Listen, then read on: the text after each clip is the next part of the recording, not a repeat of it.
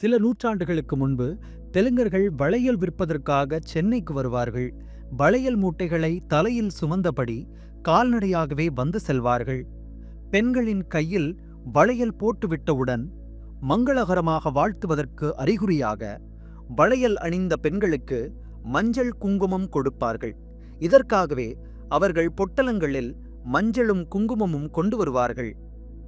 ஒரு சமயம் ஒரு வளையல் வியாபாரி சென்னையில் வியாபாரத்தை முடித்துக்கொண்டு நடைப்பயணமாக ஆந்திராவுக்கு திரும்பிக் கொண்டிருந்தார். ஆரணி ஆறு பகுதி வந்ததும் மதிய உணவு சாப்பிட்டார்.